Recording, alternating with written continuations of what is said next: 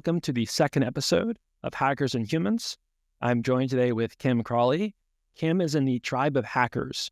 She co-wrote the top-selling pen testing careers guide, the Pen Tester Blueprint. She's written a ton of other books, white papers, and blogs on a wide variety of cybersecurity topics. She currently teaches at the Open Institute of Technology, and she has a book Kickstarter running right now called the Ultimate Cybersecurity Careers Guide. Welcome, Kim. It's great to have you on here. Yeah, well, thanks for being our second guinea pig. What inspired this podcast was I had a friend a few months ago who's not in tech, he works in construction, and he asked me, "Hey, Ross, what's the Darknet?" He has one of those credit monitoring apps, and every, week he gets an email saying there's 10 passwords on the Darknet. So he's like, "What is it? How do I get on it?" And I had a really long discussion with him about it, and I figured that's probably a question in a lot of people's minds. So you have a ton of experience with the Darknet, and to kick us off, can you tell us a bit about what the Darknet is? Yeah, so Tor, otherwise known as the onion router, is a technology that is based on a lot of patents and research from the US government.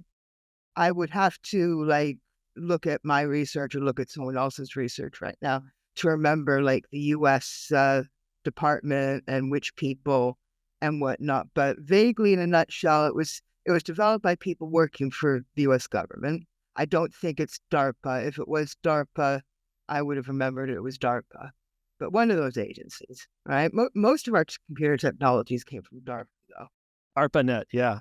But so it was basically like military technologies for computer networking, deploying cryptography and computer networking in a way that could better secure certain kinds of military communications, right? So that eventually became like an open source hobbyist private sector project. It developed in Tor, and that's been around Tor has been available for regular person use for, I think, at least 20 years now. Yeah. And so the vast majority of what people call the dark web is the web hosted through Tor. And the vast majority of the Darknet are all internet services collectively that run through Tor. The other major proxy network is a service called I2P, which I think uses some of the same sorts of technologies. And so it isn't just like an encryption standard like RSA, for instance. It's a particular sort of deployment of encryption through a series of proxy servers. So when you or I connect to Tor, and you absolutely have to use either Tor or I2P to connect to anything Darknet, dark web related. The majority of it is on Tor, and I believe it's probably because Tor is now more user-friendly now. It used to be that you needed to be like a computer geek to know how to configure Tor properly. But now it's as simple as downloading the Tor browser on Windows, Mac, Linux, on your phone, on Android or iOS. And it's as user-friendly as a consumer downloading and using any web browser, basically. But we used to not have software that made it so user-friendly and simple for people. In a nutshell, if you're pretty much anywhere outside of China, going on the dark web is completely lawful. Yeah, I guess to summarize, is it fair to say that the Darknet is any website that's hosted behind Tor as a proxy relay service? Yes, exactly. So when we connect to, say, Tor websites, for instance, or any Tor-related service or any I2P-related service, it's going through a series of proxy servers. So the proxy server nearest to your endpoint, which is somewhere on the internet, knows your IP address and knows the IP address of the next node. The next node only knows the IP addresses of the previous node and the next node that it's transferring data to. And so you're not 100% rock solid guaranteed to be anonymous on Tor or on I2P, but it's a lot harder to determine your identity because on the other end, which is either the web server or the other sort of internet service server, they don't have the IP address for your local network. They have the IP address for the next Tor node only. Right. So it's like the internet with anonymity. That's all the darknet is. It's just a website that is behind something that's not easy for the authorities to trace. Yeah. And there are uses of that technology that most people would consider relatively virtuous, like, for instance, investigative journalism, right? But also, obviously, because it's more difficult to trace your activity there than on what we call the clear net, which is the ordinary internet outside of these proxy networks. Because it's more difficult to trace that activity, it does attract stuff like drug dealing and cybercrime, stuff like that. Yeah, because the ClearNet has some level of encryption, right, with TLS, but they can still see you're connecting to it. Like if I go and I were to submit some whistleblower website and I entered my information into a form, periodically someone observed my traffic, couldn't see what I submitted, but they'd know that I submitted something, and that in itself might be indicative. Whereas the darknet, everything's bouncing across the globe, so it's really difficult to go and trace this stuff for lawful and unlawful activities. Exactly. I think you touched on this earlier, but to get on the darknet, all you have to do is download this thing called the Tor browser, which is basically just a special distribution of Firefox that just is able to connect to Tor without you having to do all the setup, right? Yeah. Got it. So, you have this browser and you download it and you get on the darknet, and like, is there just one website that you go to? How do you navigate the darknet? Like, what are the sites, if you will? That's an excellent question. There are two resources that I use. So one of them is called Tor Taxi, and that has a ClearNet URL of tor.taxi, because URLs on the Tor network and on I2P, on both of those networks, are very non-user friendly. Like DNS was developed so that we had nice, memorable addresses, instead of having to remember a sequence of numbers, or even worse for IPv6, a whole bunch of hexadecimal stuff, right? We could remember google.com or .com, right? Those sorts of nice DNS addresses don't exist on the Tor network or on I2P. They use DNS, but they don't use memorable URLs like that. They use really complicated looking URLs. All websites and all internet services, anything DNS on Tor is the .onion extension, and anything on I2P is the .I2P extension. So I mean top level domain when I say. Got it. So it's a .com, you have .tor. Top level domain. Yes. Anyway, I just entered tor.taxi in the Tor browser anyway, and then I can get the complicated .onion address for that site. And then the other one I use is dark.fail, which also, so dark.fail is the regular ClearNet domain name for it. And then you go and you get a new complicated .onion domain name that it's going to be hosted through Tor instead of through the ClearNet.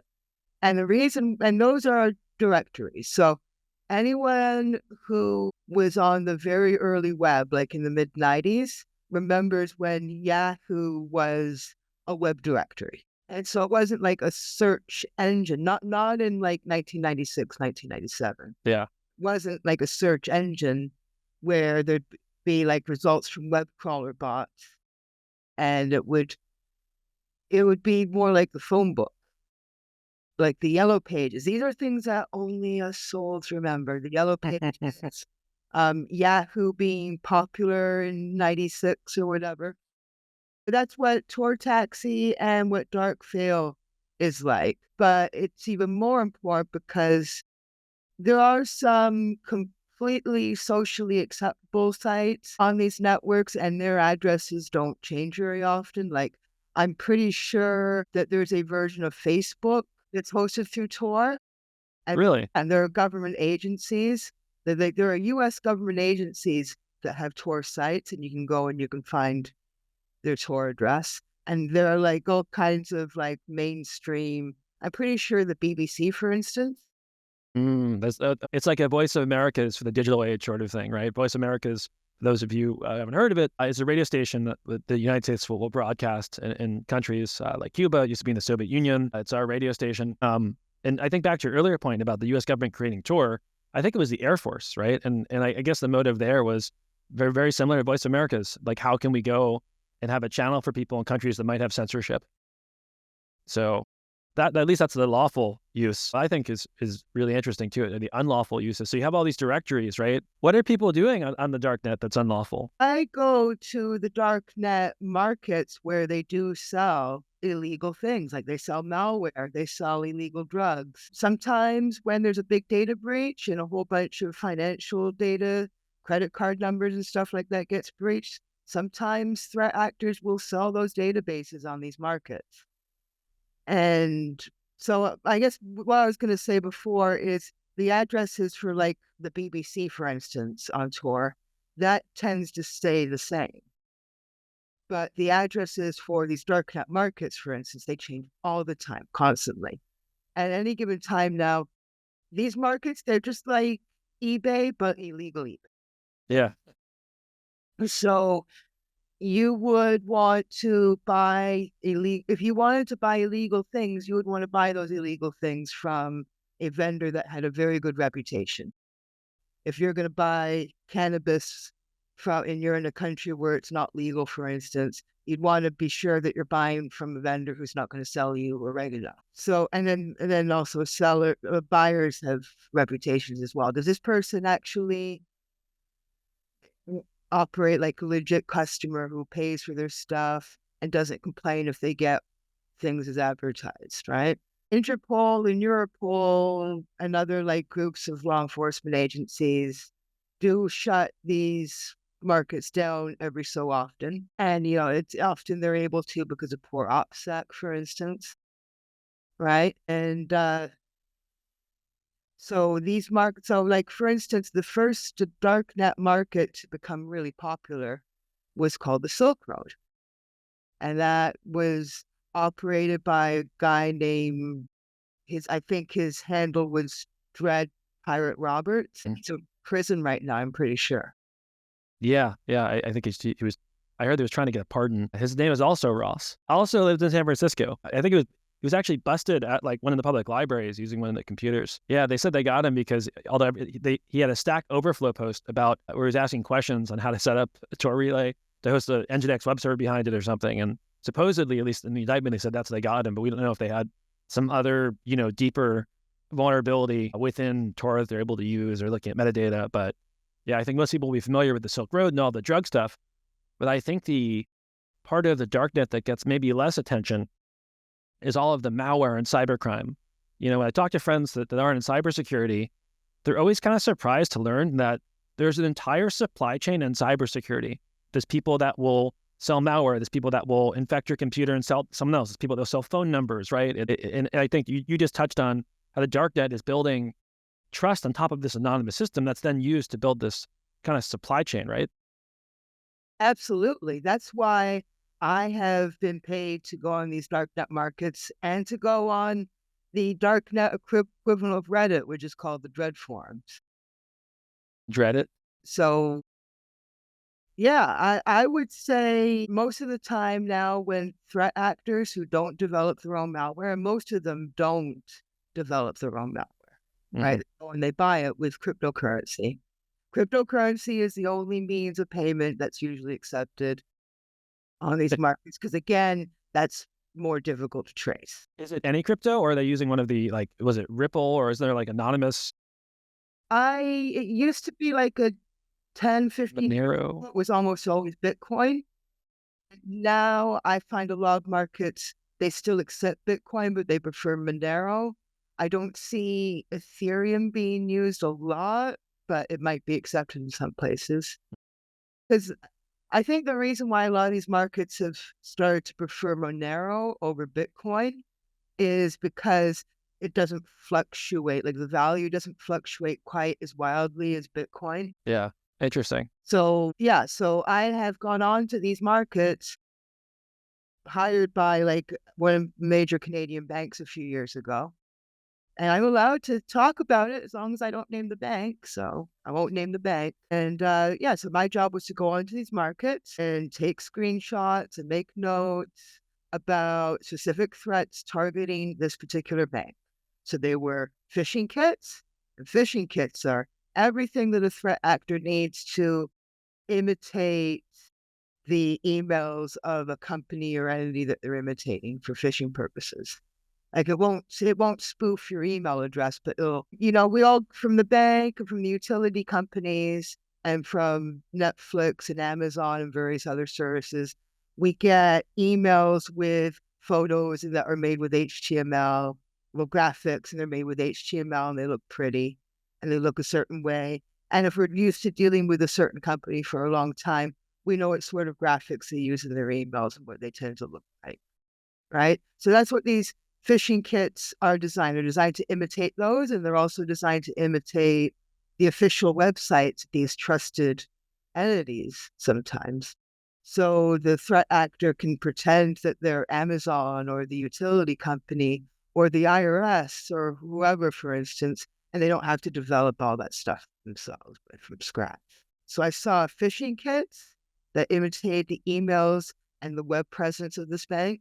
I saw in the Dread forums at least a couple of users discussing a very specific ATM exploit that they wanted to try against this bank. And I also saw, I think, at least one database of stolen credit card credentials. Now, I don't know for certain if it actually was a legitimate, like obviously it was illegal, so it's not legitimate in that sense. But if it was legitimately breached credit card data from credit card customers at that bank or not, and because I don't look at the contents of any of that stuff. The moment that you look at the contents of like a database of breached financial information, you're getting yourself in possible legal trouble. So I would strongly, but I did stuff that was legally safe. And the stuff that was legally safe was taking screenshots of the stuff being advertised, making note of vendors' usernames and other details. And then I would write reports and send all the screenshots. Sometimes there'd be over 50 or 100 screenshots in one report to the bank. And I'm pretty sure the bank, because all these banks have like trillions of dollars worth of resources. So definitely this bank had their own internal team that was doing the same work. And I think they liked having people working externally as well so that they could sanity check the intelligence that they're getting.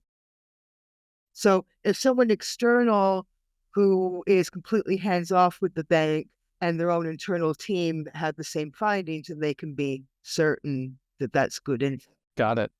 Huh. So what do these phishing kits cost? Well, I mean, I didn't really pay attention to the prices, but I wouldn't be at all surprised if they were like, no, they're not that expensive usually. Like I don't remember the specific phishing kits for this bank, but back then, that was like 5 years ago, the markets didn't always convert to a fiat currency that we would be familiar with, like the US dollar, for instance. Now they tend to do that. So now, even though we're paying in cryptocurrency, we know how much it is in like real money, right? So the other phishing kits that I've seen have usually been like $20, $30 equivalent, like not that expensive. 20 or 30 bucks. Wow. And they were just out there like using this bank to target consumers or using the bank to target the bank itself. Yeah, I mean, usually like to get financial credentials out of their victims. So I am the bank and we have a problem with, this is so-and-so bank and there's a problem with your account, or better yet, hackers are attacking your bank account and we need you to log in here and rectify the situation. And instead of securely entering your login credentials in the bank's web portal, you are entering it in threat actors' websites, so they're getting your credentials.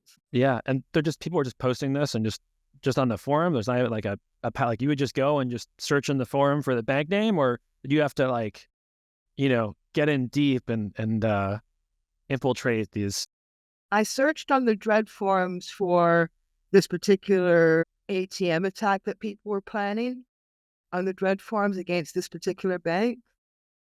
And that's different. Like the ATM attack, you actually have to physically be there, right? But the phishing kits and the breached credit card data, I found on the markets. So the markets, user interface and mechanical wise, are just like eBay, and the dread forums are just like Reddit. Sometimes I think people have sold illegal things on the forums but I think most of the vending takes place on the markets now, and this is different from like 4 or 5 years ago. Now a lot of this criminal activity is taking place on Telegram. Oh, sorry, on telephone. Telegram. Telegram, yeah. Telephone would be going back technologically. If I was a criminal, I would not choose Telegram as my platform over the Darknet, because I believe that I'm not looking at my research, so I remember names, but the guy, I think he was a French guy nor was he a Russian guy. I think he was a Russian guy, and he was arrested in France. Yes. Founded Telegram, or he was a CEO, and he was arrested in France recently, which leads me to suspect that maybe like Europol or French law enforcement in general might have control over Telegram now. Yeah, I also read stuff about encryption not really working the way they said it worked, even just observing the traffic. So yeah, definitely not as great as using Tor. Phishing kits, what else have you seen for sale on hey, what's like the most interesting thing you've seen from a cybersecurity standpoint for sale or shocking? I honestly, I know it's not really cybercrime related, but a few years ago, before OnlyFans and whatnot became really popular, it became really popular to sell like Pornhub credentials. And I don't know whether the Pornhub credentials were legit or not, but it was really weird to be like searching for threats related to the bank and then to see like completely law-abiding, consenting adult pornography in my face. But at least it was like consenting adult pornography that I was stumbling upon, and not the other kind of pornography. So the other kind, the actually legal kind of pornography, as opposed to consenting adult pornography, that fortunately you're not going to find on the same markets that sell malware and sell like illegal drugs. Thank goodness. Yeah, so there's a whole nother market for the really, really bad stuff. If you're into child sexual exploitation material, there are other parts of the dark web where that stuff goes. Oh, that's terrible. And I'm so glad, because I met a woman who investigated child sexual exploitation for the Toronto police. I met her at a cybersecurity event once, and she just looked like dead in the eyes. Like the amount of psychological trauma it must be for her to research this stuff constantly. I don't know amount of money would make me agree to research pedophiles on the internet. I can't even imagine. You can offer me enough money to research that shit. There was a story that broke back when Meta was getting a lot of flack for the people that offshore that were reviewing content for moderation. And there's people that sat in the room and had to watch videos that were like child porn trying to be uploaded to Meta. And yeah, and those people are not getting paid enough to deal with what they have to deal with. It's terrible. But so there's three markets or four end markets for all these things. And they're different businesses, they're different people, as messed up as it is. The drug dealers and as far as, there are criminal hierarchies, right? It's just like in prison. The drug dealers and the ransomware cyber criminals want nothing to do with with the pedophiles. I really like the term they use on YouTube now, PDF files. PDF files. To them, like the lowest of the low are the PDF files, and they want nothing to do with it, right? So thankfully, I can research all this stuff and never have to worry about stumbling. It's just a different site, different space, different people. Yeah. But it does kind of, I can be a bit of a prude. So when I stumble upon lawful adult pornography, it's like, oh, I was just trying to look up this bank. Yeah. Have you seen, there's a lot of talk now of AI and deepfakes, and have you seen any kind of shifts or trends in what's being advertised on these forums of late? I haven't looked in the past couple of months. I would not be at all surprised if you can go on the dread forums now, and there are probably they call them sub-dreads, Subdreads. very much modeled after Reddit. They should have called it Dreadit. They really missed an opportunity. Oh, I'm certain that there are probably sub-dreads that are just dedicated to discussing how to do deep fakes. And you are an expert on cyber defense against deep fakes. And that's an emerging cyber threat now. Yeah, I mean, let's talk about the low level and high level stuff. So like, all right, like phishing emails, right? You could rely on maybe some typos, maybe the website didn't have TLS, whatever. But now it's just too easy for them to write highly personalized spear phishing emails. And a paper came out, I think last week or over the weekend from Harvard on using AI spear phishing. And the same folks had written a paper a year ago, and they said the AI spear phishing experiment they did is now on par with a human, and it's significantly cheaper. So we're going to see that being used, right? We can't be like, oh, let's educate you on the tells. And same with they can use it for website creation. They're using Cloudflare now to stop the bot detectors from sniffing it. So just on the regular stuff, we're going to see, kind of AI enabled, not fully automated, but AI augmented flows. On the deepfake side, it's really easy to clone someone's likeness. I noticed because that Mirage does that, right? We can go and we can call someone as the CEO of the company with, a few seconds of audio to clone their voice. Video is coming. Right now, a lot of these, attacks are, you have to leverage commercial services, but with open source, I think it's only a matter of time before we're going to see phishing kits that are using this stuff. And we've seen some phishing kits, but I think the one was called like Fish GPT or something. I forgot the name of it. It wasn't terribly good. It's going to get there as the stuff gets commoditized. Yeah. So we're going to have to educate ordinary people better. Yeah, education, and also hopefully the AI can fight the AI, but the attackers have to be right once. You got to be right every single time. So I still think education is going to be a huge part of it, and just helping update people's priors. One thing that is really important in the social engineering supply chain are like SIM swaps and buying information. Have you seen any like SIM swapping type stuff for sale? No, I don't. Yeah. Yeah, and then that makes sense. Like 20 years ago, drug dealers would be constantly going through burner cell phones, right? So Yeah, I saw so many like phone numbers for sale. Recruitment, I think we'd spoken about like trying to recruit people for attacks or English speakers. Have you seen anything like that? no, I've been focusing on like ransomware and phishing kits and breach financial data. Yeah, it makes sense. Yeah, I mean, when I started doing research for this podcast, I went on for a bit and I just saw, hey, we're looking for callers for English speakers. There was a big attack that happened recently where North Korea placed like engineers at companies and IT departments, and they had to recruit people in the U.S. to go and basically host jump boxes and laptops and have addresses or people on the ground. I think they may have recruited through Discord, but I imagine there's a similar level of recruitment going on in the Darknet as well. Well, I mean, apparently most of North Korea's income, most of their GDP comes from like cyber attack activity. So they're probably getting really good at it. I guess if you're, putting on my CISO, my security hat, if you were a CISO at an organization, how would you approach the Darknet? Would you be monitoring the Darknet? Would you be getting a service? Would you be doing research on it? Would you not worry about it? Is it important? Yeah, I think obviously we know that the weakest link is always human beings, right? So I think having good vendors can be useful. And I've heard of a lot of vendors now that advertise dark web monitoring and stuff like that. I have no opinion one way or another about that yet because I don't know enough about their methodologies, what they do exactly.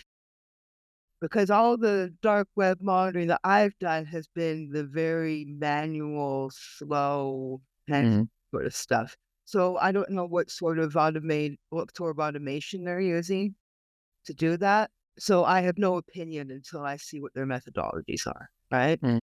One thing, and we've discussed this before, that we both very strongly agree on, is a lot of companies, their corporate culture needs to change. And one of the ways that their corporate culture needs to change is the C-suite needs to learn, and people in managerial positions as well, to not have their egos bruised if a subordinate contacts them and says, this phone call, this email, this video message, was it really from you? So there needs to be a culture shift where,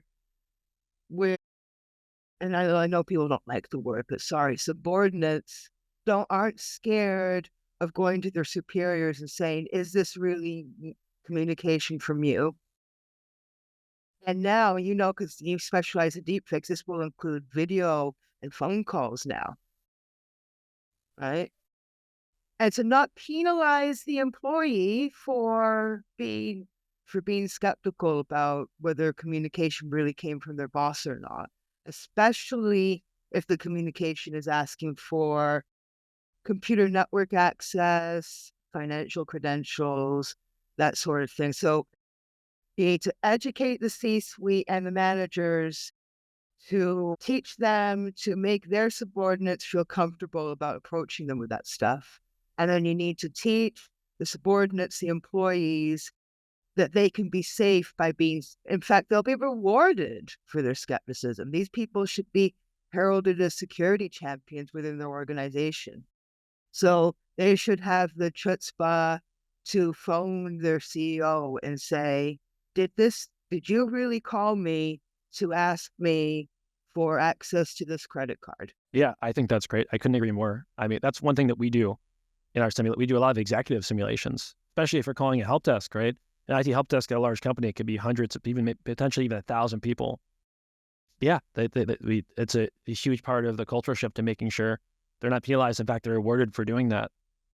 I think that the last 20 years of security awareness have burned a lot of bridges. Not everywhere, but I think if you did like what the vendors told you to do in security awareness and send phishing emails and penalize click rates, I think you're in for a rude awakening, especially now that with the security controls that we have, a link click isn't really that, it should not be that bad. It's what you do afterwards. But all of the goaling is when you clicked a link that's bad. And then ironically, the training you get comes through a link that you have to click. Like the whole thing is busted. We're really big on, click the link. You should go and see it. You should experience the actual phishing page that we created in the simulation. If you enter your credentials or you download something, that's a different, discussion, things like that. But in 2025, when I can host malware on Google Drive, how can you possibly tell someone, don't click bad links? Because I have no idea to tell you if it's good or bad. If we did, we would just block it in the first place. And I think there has been a shift. I definitely hear people like Alyssa Miller, for instance, she's very influential in our industry, talk about how we should not be blaming the end user or the employee for any of this. If your system and your access control and everything related to the security controls connected to that are poorly configured in the way that an employee clicking on a malicious link on your network, that's not the employee's fault. That is the company's fault for operating such an insecure network. It's not just a moral thing of don't punch down. It's also a pragmatic thing. How much control does a sales representative have over stuff like that? The buck should stop at the top. Definitely. And same goes to the information that they have. I mean, right now at Mirage, I probably have 100 documents shared externally in Google Drive. I know that because I know where to go and look and find it. It's kind of buried. How can you penalize an employee for having something out there when you don't give them the tools and make the information really easy? Sometimes we forget that people's full-time job is not thinking about cybersecurity for the company. It's making the company money. So I think the same applies just to having the context, the information, and the workflows and making all that stuff easy. I guess to wrap things up, you have a Kickstarter going on for a new book, huh? I've written several books at this point. All the books that I've written thus far have been published by commercial publishers, Wiley Tech, O'Reilly Media. I have a great relationship with O'Reilly Media to this day. I wrote a really technical manual for PACT. And I think over the past couple of years, I've asked the publishers that I work with, how about a guide to cybersecurity certifications? And they've all said no. And the only reason why they would say no to me is because they don't think it's a profitable idea. But it's so weird because every day I go on LinkedIn and there's at least one person messaging me saying, hey, Kim, which cert should I get? Which cybersecurity career should I pursue? How do I get in the industry and be successful like you and all that? Because it is not simple. I mean, you've got various different things going on. You have the fact that there's so many different career paths within cybersecurity. Defensive, such as like digital forensics, incident response, that sort of thing. There's offensive, being a pen tester, bug hunting. There's, there are executive roles like CISOs. There are SOC analysts, like the everyday security operations stuff. There is secure application design. So there's some people with cybersecurity related roles, and all they do is software development, for instance. So it's not cybersecurity is not one job. Cybersecurity is dozens of different jobs. And this is what I teach my students at OPIT when they try to determine the right career path for themselves. And so most of these different specializations have their own certifications that are related to them. And they're also different. Also within the certifications, there are the vendor-based certifications like Microsoft, Cisco, whatnot. There's lots that Amazon does for AWS. The list goes on and on. And those are certifications that are specific to those vendors' technology. So you have Google Cloud certification, for instance. You're showing the world that you understand Google Cloud very well, right? And then there are the vendor neutral certifications from bodies like CompTIA and ISACA and ISC squared and whatnot that are not specific to one particular vendor. They give you at least knowledge about aspects of technology that are used by lots of different vendors, right? And so there's that. Overall, certifications that are considered to be legit, that are cybersecurity related, there's got to be like at least a few hundred. And the most hyped certification is the CISSP. But unfortunately, the CISSP is not useful for everything. And it's not even practical to expect someone entering the industry to make the CISSP the first certification they pursue. So it's really, really complicated. And I don't blame newbies for being really confused about which career paths they should pursue, which certifications would be useful for them. If you're not super lucky to have an employer offer to pay for this sort of stuff for you, then you are going to have to pay for the educational material and for writing the exam out of your own funds. I know that when I wrote the CISSP in 2023, the exam alone cost me over $1,000. Right? Most of the certs are more affordable, like it only costs you a few $100s to write the exam. Most of the time, if you fail, you have to pay that fee again when you retake the exam. So also people are looking for ways to get their foot in the door in the industry without having to pay that much money, which I mean, I don't blame them, because like $1,000, thousands of dollars for a school program and that sort of thing can be really daunting, and it can keep a lot of people out of the industry. That's a lot of money to most people, especially these days. Yeah, and I'm sure there's also probably predatory certifications too, and the sea of stuff. You really got to be careful. Exactly. There's a whole chapter in the book dedicated to ways that you can learn and get experience before your first job. And that is such a hard thing. It's totally unfair. Like, these companies should be hiring people for entry-level roles who don't have any experience at all. And unfortunately, we don't live in that world. And they will say that a role is entry-level, but they will demand 5 years experience. And it's only getting worse. I've heard from friends that anecdotally, a lot of those entry-level roles have kind of been drying up. And, I don't like the FUD of AI, but they're trying to make the SOC more productive now. And I mean, my first job was doing tier 1 in the SOC, right? And there was not even SOAR. We had no automation. I was gold on, God knows how many alerts I had to go through a day. A lot of those roles just like don't exist anymore. Sounds like a really like much needed book, and I look forward to it being published. Yeah. So ways to get experience without spending any money. So for instance, you can participate in a capture the flag competition most of the time without a fee, right? And then there are also an explanation to all these different certs, whether that cert is appropriate for you or not, how much it might cost you to study for the cert. I will recommend specific books and online study courses that you can enroll in for specific certifications, and also college university programs. So definitely I'll be recommending OPIC because I work there, but there are also a lot of other great schools out there too. You don't have to go to MIT.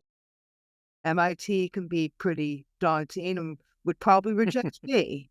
You and I both, when I was in college, RIT has like a cybersecurity major. They're one of the few universities to have it. And we would compete with them in the regional national cyber defense competition. And they would just clean up every year because these guys were working at the NSA as freshmen. We didn't have a chance. So yeah, it can be pretty like daunting when you look at people like that are way up here when you're trying to get started. But it sounds like there's just such a wide array of things that you can do to like approach cybersecurity as a career. Absolutely. So I'm confident that this book has a market because so many people ask me about this stuff every day. And I'd love to just give them a nice, simple book that can answer all their questions and set them on the right path. And my Kickstarter's already close to 50% funded. Wow. And it's running until February 11th. So there definitely does seem to be demand for that sort of thing. Definitely.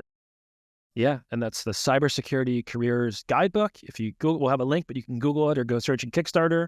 And Kim, if people want to get in touch with you, how would they go about doing that? Do you have a website or LinkedIn or any preferred communication method? So the best way to reach me is I have a link tree. I have a link tree presence that I post. I treat that as my professional portfolio, but there's also links to my social media from there. But the easiest URL is linktr.ee. Oh, .ee is being like the top level domain / Kim Crawley. So there's that. I'm on LinkedIn. And so my address on LinkedIn is linkedin.com/in/Kim Crawley. And yeah, I used to not be really active on LinkedIn, but now, especially with the death of InfoSec Twitter, I am a lot more active on LinkedIn than I used to be. Yeah. Awesome. Well, thank you so much for episode 2. And yeah, looking forward to staying in touch. Excellent. Thank you very much, Ross. Thank you.